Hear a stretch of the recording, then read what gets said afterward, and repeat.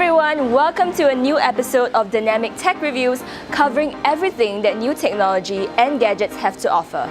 I'm Ray, your host, and today we are out and about with the new mirrorless camera from Canon, their EOS R. We would like to thank Canon for sending us this review unit to let us have a go at it. Most camera companies out there have been shifting their focus to mirrorless cameras, and some might say that Canon is a little bit late to the game. But they have recently released their entry into the mirrorless market, the EOS R, with new RF lenses, which features the unique option of a custom ring, along with the standard focus and zoom rings. With a brand new body, full frame sensor, and new lenses, can the EOS R be a worthy competitor against the current mirrorless cameras out there? Let's find out. Coming in at around $3,300, the EOS R features a full frame sensor with 30.3 megapixels with an ISO range of 100 to 40,000. It shoots Full HD 1080 up to 60 frames per second and 4K up to 30 frames per second. Like the 5D Mark IV, Canon C-Log is also included out of the box. Unlike some other mirrorless cameras, the EOS R maintains the build and grip of a DSLR such as the 6D Mark II, which is a good thing if you feel more at home with DSLRs. Unfortunately, it feels a little bit heavier than what we expected for a mirrorless camera.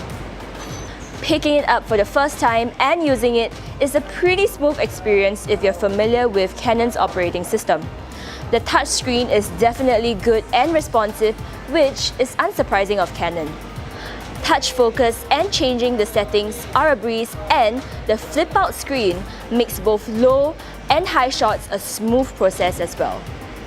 Not to mention the EVF which Canon has put on this camera, which definitely did not disappoint.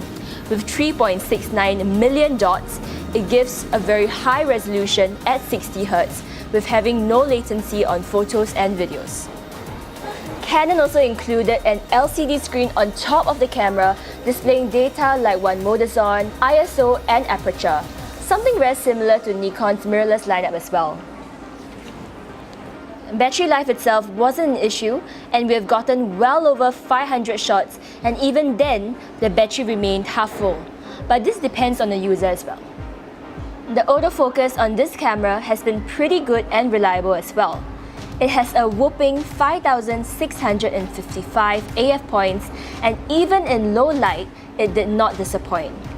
Face tracking works great, though switching between faces takes a lot of time, and IAF exists, but not as well implemented like Sony's. With all the cameras out there in the market, how does its image quality compare to others? Well, in terms of image quality, it definitely lives up to the Canon name. It's clean, sharp, and skin tones look very natural. Honestly, expected from Canon at this price range. Some would even say that it's on par with the image quality from the 5D Mark IV, the more expensive DSLR sibling of the EOS R. So what sets Canon's mirrorless entry apart from their competitors? Well, Canon has 3 new features for this camera. They have a custom ring for their RF mount lenses, a customizable multifunctional touch bar, and a shutter that acts as a sensor cover as well. Small little details to enhance your experience. Gone are the days of worrying about damaging the camera sensor when you're changing lenses, because the EOS R sensor door closes as soon as a lens is removed, allowing you to safely change your lenses without getting dirt and dust onto your sensor. The new custom ring on the RF lenses enables you to conveniently adjust the settings of your choice. Since the camera doesn't have a designated button for aperture, we programmed the ring to adjust for this setting. And don't worry, Canon doesn't leave EF lens users out, because they also released RP to EF adapters to give EF lenses the same feature.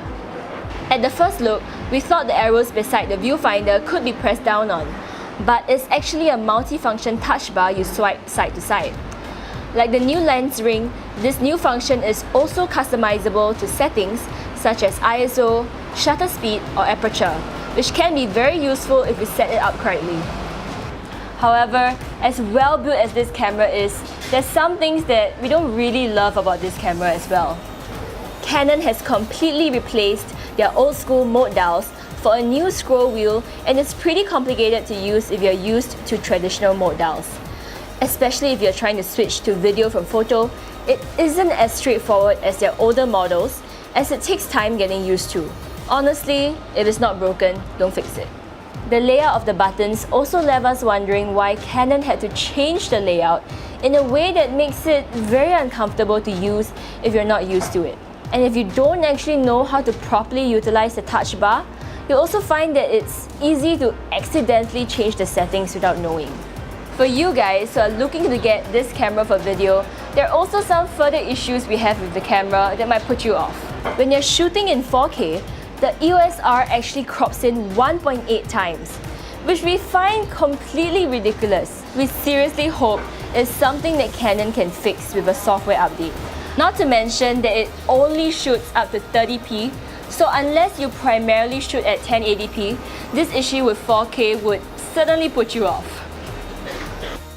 It only has an 8-bit color output when you're shooting internally, so if you'd like to go a little bit intense on the color grading, you might want to invest in an external recorder that allows you to output in 10-bit.